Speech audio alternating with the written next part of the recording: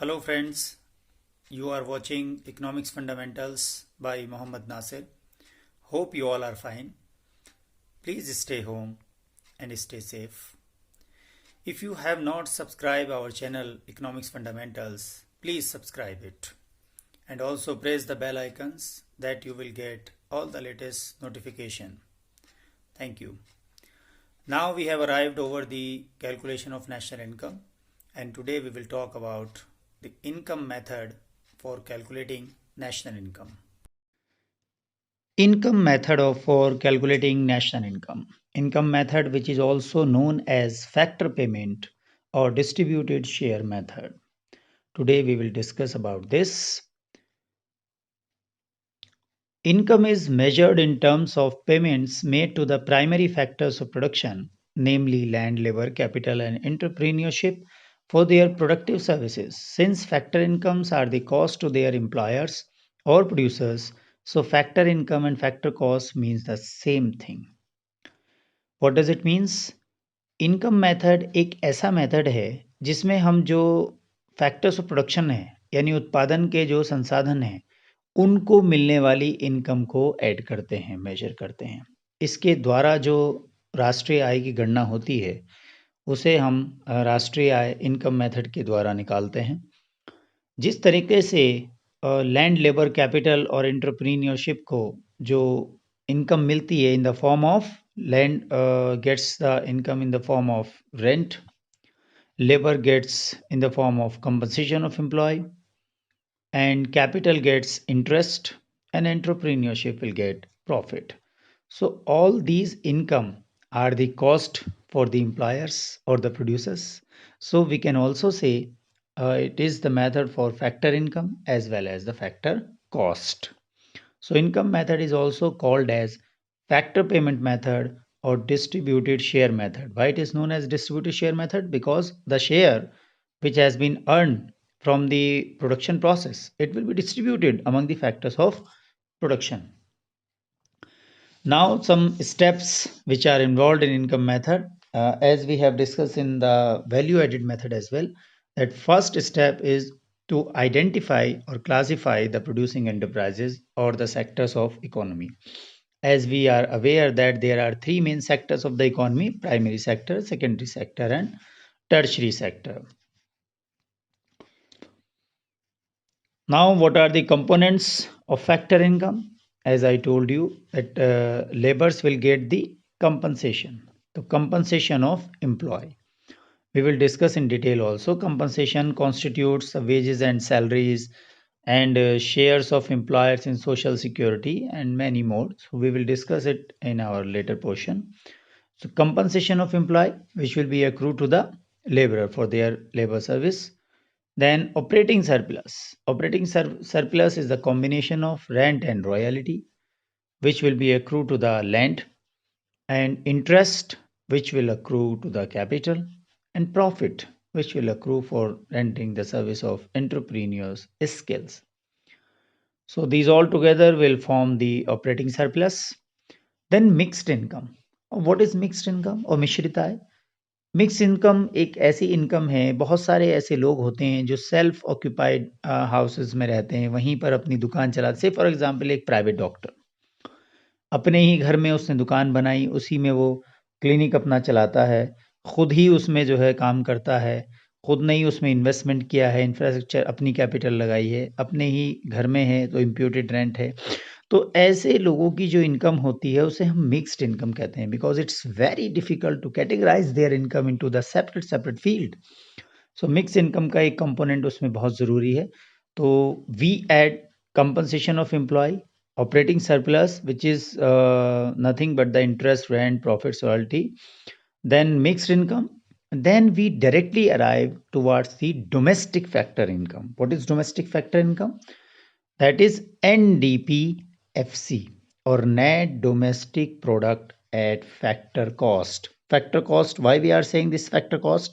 Because it is the cost which are incurred over the factors of production. As it has been given, compensation of employee plus rent plus interest plus profit plus mixed income. When we want to calculate the national income, अगर हमें national income निकालनी है तो what is the national income? That is NNPFC, means net national product at factor cost. So NDPFC में आप क्या जोड़ देंगे? NFIA.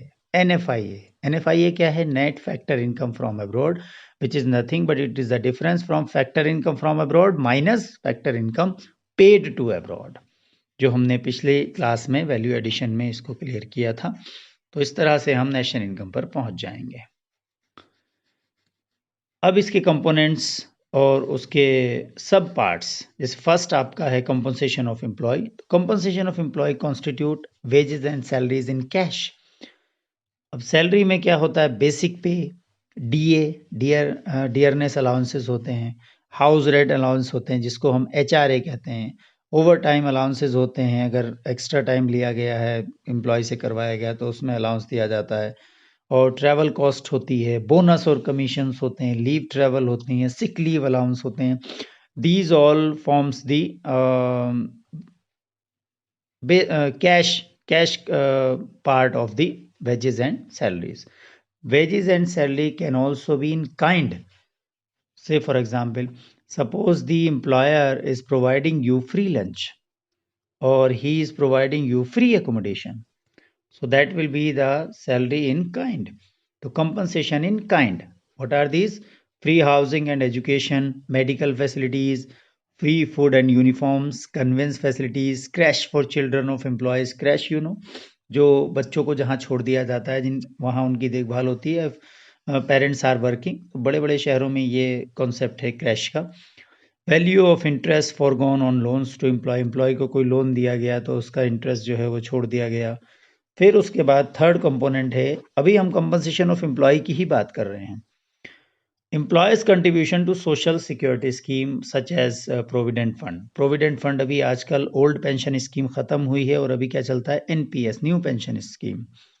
तो इस न्यू पेंशन सिस्टम में क्या होता है? 10% या 14% हमारी सैलरी बेसिक की जाती है और उतना ही गवर्नमेंट की तरफ से आता है। तो that is the employers contribution to social security schemes और सोशल स्कीम्स। लाइफ इंश्योरेंस हो जाता है, ग्रुप इंश्योरेंस हो जाता है, वहाँ जो प्रीमियम पे किया जाता है एम्प्लॉयर के द्वारा, या कैजुअलिटी इंश्योरेंस है, कोई एक्सीडेंटल इंश्योरेंस है, तो वो भी कंपनसेशन ऑफ एम्प्लॉय का ही पार्ट है। और प्राइवेट पेंशन। नेक्स्ट है ऑपरेटिंग सरप्लस। अब ऑपरेटिंग सरप्लस में क्या क्या इंक्लूड होता है? रेंट है, इंटरेस्ट है, रॉयल्टी है, फिर उसके बाद ये तो है इनकम फ्रॉम प्रॉपर्टी, और इनकम फ्रॉम एंटरप्रीनियरशिप। अब एंटरप्रीनियरशिप से क्या आता है? हमारा प्रॉफिट आता है। ठीक, प्रॉफिट के कुछ और पार्ट्स होते हैं। बहुत सारे क्वेश्चंस में ऐसा होगा कि प्रॉफिट सीधे सीधे नहीं होगा, उसमें अलग अलग उसके पार्ट होंगे। जैसे डिविडेंड। डिविडेंड क्या होता है? जो शेयर होल्डर्स होते हैं उनको कंपनी जो अपने प्रॉफिट में से हिस्सा देती है, that is dividend. Corporation profit tax क्या है? जो कॉरपोरेट टैक्स, जैसे हम डायरेक्ट टैक्स की फॉर्म है इनकम टैक्स और कॉरपोरेशन टैक्स। जो बिजनेसमैन अपना टैक्स देते हैं that is corporation tax. Income tax individual देता है। तो कॉरपोरेशन टैक्स भी कहाँ से जाता है? प्रॉफिट में से जाता है। फिर कुछ प्रॉफिट का पार्ट फर्म अपने पास रख लेती है, which is known as retained earning और अनडिस्ट्रीब्यूटेड प्रॉफिट। तो वो भी प्रॉफिट का ही पार्ट है। तो sometime question will be there which includes all these elements apart from the profits. And next interest है। इंटरेस्ट उसके अलावा जिस जो कैपिटल पे एक्रू होता है, तो इंटरेस्ट एक सेपरेट कंपोनेंट है। फिर इसमें अब क्या है? हमें कुछ प्रिकॉशंस लेने होते हैं। प्रिकॉशंस क्या होती हैं? सावधानियां, जो चीज़ों का हमें ध्यान रखना पड़ता है कि कुछ गलत काउंटिंग ना हो जाए। तो ट्रांसफर पेमेंट और income. What is transfer payment? You know, transfer payments are unilateral in nature. Unilateral means one way, means we are not rendering any services but we are getting the revenue or we are getting the income. Like for example, we are getting gifts, we are giving donations, we are getting foreign remittance.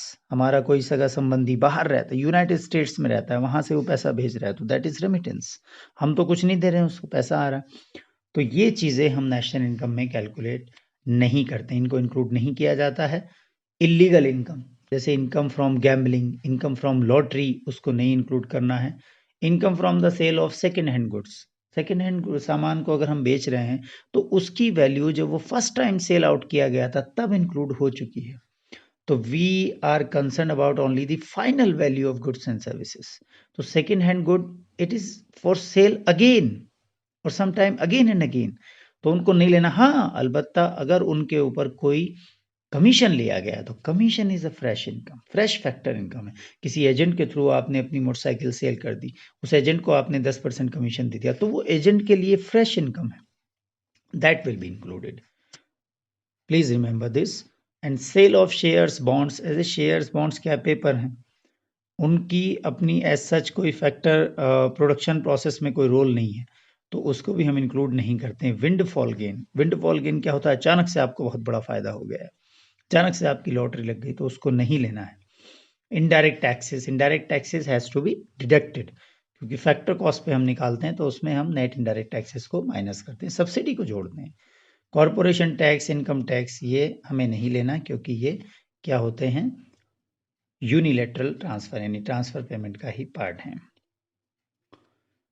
Production for self consumption, खुद के use के लिए production, अब इसको क्या करेंगे, it will be included. Remember the example which I have given, the example of farmer. एक farmer है, उसने जो है 100 का जो है वो प्रोडक्शन किया है व्हीट का, और उसमें से 50 रुपीज़ का वो अपने सेल्फ कंजम्पशन के लिए रख लेता है, और 50 जो है वो फ्लोर मिल वाले को बेच देता है, फ्लोर मिल वाला बेकर को बेच देता है, बेकर उससे ब्रेड बना देता है। वैल्यू एडिशन को हम लोग समझ रहे थे, तो वो जो 50 उसने फार्मर ने अपने लिए रख लिया, that will also be included, because that is for self consumption, तो उसको इंक्लूड करना। Imputed rent of owner occupied houses, remember the mixed income of self employed. एक डॉक्टर है, अपने ही घर में क्लिनिक चला रहा है, तो वो उस क्लिनिक का रेंट तो देता है किसी को, अगर रेंट पर लेता तो that rent is known as imputed rent, क्योंकि वो रेंट अब खुद ही को दे रहा है, अपने आप को दे रहा है, तो that imputed rent will be the part of the national income. Death duties, gift tax, wealth tax, ये इलेबोरेशन में इसीलिए लिखा है, that has to be clear. Gifts tax, wealth tax, death duties, etc. are paid out of the wealth or past saving of the tax. पहले की जो saving है tax की, वहां से ये दिया जाता है।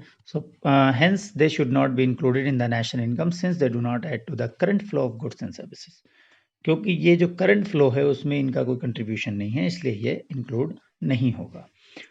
अब कुछ न्यूमेरिकल एग्जाम्पल हम देखते हैं। From the following data calculate national income by income method. National income क्या होता है, NNPFC, net national product at factor cost.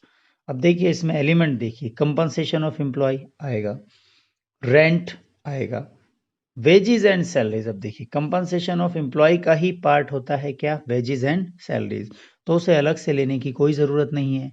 Net exports है, NFIA है, net factor income from abroad, minus में है, ये जुड़ता है तो वहाँ अल्टीमेटली क्या हो जाएगा, माइनस हो जाएगा। प्रॉफिट सेपरेट पार्ट है ऑपरेटिंग सरप्लस का, इंटरेस्ट भी सेपरेट पार्ट है, तो रेंट, प्रॉफिट और इंटरेस्ट ये आपका ऑपरेटिंग सरप्लस है। कंपनसेशन ऑफ एम्प्लॉय हो गया, मिक्स इनकम इसमें दिया नहीं है, तो उसे आप क्या कर लेंगे, ज़ीरो मान लेंगे। मिक्स इनकम मान लीजिए कुछ है नहीं, ज़ीरो दे रखी है, तो आप इसमें देखेंगे कि कंपनसेशन ऑफ एम्प्लॉय 800 है, यह आपका इसमें दिया हुआ है 800। उसके बाद आप देखेंगे कि रेंट, प्रॉफिट और इंटरेस्ट तीनों के आइटम्स ले लिए 200, 300 एंड 100 रिस्पेक्टिवली। मिक्स इनकम है नहीं तो प्लस ज़ीरो लिख दिया, उसको लिखना है बिकॉज वो एक इसेंशियल कंपोनेंट है। Then 1400 will be the NDPFC, which is known as domestic in factor income or domestic income, net domestic product at factor cost. ये clarification भी है, since MI is not given, we assume it as zero. Now NNPFC, which is nothing but a national income. So NDPFC plus NFIA. NFIA is given in minus figure, that is minus 20. So we will deduct this minus 20. Next. So then we will arrive over 1380 crores, which will be the NNPFC or national income. We will see another example. From the following data, calculate GNPMP. GNPMP means gross national product at market price. Now market price will include all the indirect taxes and will exclude subsidies. Here are the items. Now we will look NDPFC COE, that is compensation of employee, plus OS operating surplus plus mixed income. So COE is given, that is 1000, which is given in the question directly. Yes, the last entry, compensation of by 1000. Then rent, profit and interest, they are given separately, 1000, 200, 500 separately. Rent, yes, interest is 200, rent is 1000, and then the second one is profit. Dividend is given 500, and saving of private corporate sector, that is 400. So profit is given in two parts, 500 and 400. So it will be add together to get the profit, and then mixed income 300. So we will arrive 3400 crores, which will be NDPFC, which is known as domestic factor income. Now we have to calculate GNPMP, or gross national product at market price. When we will make from net to gross, so we have to add depreciation or consumption of fixed capital. जब भी हमें net से gross में जाना होता है तो हमें डेप्रिसिएशन को ऐड करना होता है. अगर ग्रॉस से नेट में जाते हैं तो डेप्रिसिएशन को माइनस करते हैं. डेप्रिसिएशन का दूसरा नाम कंजम्पशन ऑफ फिक्स कैपिटल भी है. तो एनडीबीएफसी में हम डेप्रिसिएशन जोड़ेंगे तो हम आ जाएंगे जीडीपीएफसी पर. फिर एफसी यानी फैक्टर कॉस्ट है, जिसमें इनडायरेक्ट टैक्स जो है वो घटा होता है, माइनस होता है, उसको जोड़ देंगे तो हम एमपी पर आ जाएंगे, यानी मार्केट प्राइस पर आ जाएंगे. अब क्योंकि ये डोमेस्टिक है, अब हमें नेशनल में जाना है, ग्रॉस नेशनल बनाना है, तो नेशनल के लिए हम एनएफआई है उसमें जोड़ देते हैं. तो ये एडजस्टमेंट करने के बाद हम लोग पहुंच जाते हैं 4680 crore, which will be the gross national product at market price. यहाँ पर आप वीडियो को पॉज करेंगे, इस क्वेश्चन को लिखेंगे और फिर पीछे वाली जो न्यूमेरिकल प्रॉब्लम है उसे देखेंगे और you will practise again and again. One more example is given, calculate GDPMP and NNPFC. तो ग्रॉस डोमेस्टिक प्रोडक्ट निकालना मार्केट प्राइस पे और एक नेशनल इनकम निकालनी है इनकम मेथड से. ये आपकी फिगर्स हैं. तो सबसे पहले हम लोग सॉल्यूशन देखेंगे. जीडीपीएमपी, rent plus interest plus profit plus royalty. Rent and royalty, these all are the part of operating surplus. Wages and salaries plus consumption of fixed capital. Wages and salaries are the part of compensation of employees. And employees contribution to social security scheme, it is also the part of compensation of employee. So we will add these together. Here MI is not given in this question, so MI will not be included. We can assume it's 0 as well. So we will arrive over the NDPFC, but directly GDPMP is getting calculated. So consumption of fixed capital or depreciation will be add. यहाँ पर depreciation को हम सीधे इसी में जोड़ रहे हैं डायरेक्ट. और उसके बाद हम क्योंकि एफसी पे जाते हैं, यहाँ मार्केट प्राइस निकालना है, तो नेट इनडायरेक्ट टैक्स को भी साथ में जोड़ देंगे. तो इस तरीके से 332 करोड़ आ जाएगा जो जीडीपीएमपी होगा. फिर एनएनपीएफसी के लिए हम जीडीपीएमपी में से वापस डेप्रिसिएशन घटा देंगे और net factor income from abroad जो है वो जोड़ दी जाएगी. तो हम नेशनल इनकम पर पहुंच जाते हैं. कंजम्पशन ऑफ फिक्स कैपिटल इसमें घट जाएगा, तो ये हो जाएगा एनडीपीएमपी. एनडीपीएमपी से फिर आप net factor income from abroad जोड़ेंगे तो हम आ जाएंगे एनएनपीएमपी यानी net national product at market price, और फिर माइनस कर देंगे नेट इनडायरेक्ट टैक्सेस. तो हम पहुंच जाते हैं आपके एनएनपीएफसी और नेशनल इनकम पर, जो कि ये आता है आपका 257 करोड़. तो ये 3 एग्जाम्पल हमने आपको बताए हैं. आप इन तीनों एग्जाम्पल को वीडियो को पॉज करके अच्छे से देख करके लिखें. एक बात का ध्यान रखें, वैल्यू एडिशन मेथड को जब भी हम करते हैं उसमें हम value added at primary sector, value added at secondary sector, value added at tertiary sector, तो तीनों जो निकल के आता है वो आता है gross value added at market price, which is nothing but GDPMP, gross domestic product at market price. Income method में compensation of employ, operating surplus और mixed income of self employed, तीनों को जब जोड़ देते हैं तो हम सीधे आते हैं एनडीपीएफसी पर, यानी net domestic product eight factor cost, which is nothing but the domestic income. Hope you will be benefited. Please watch this video again and again. Thank you for watching. See you later.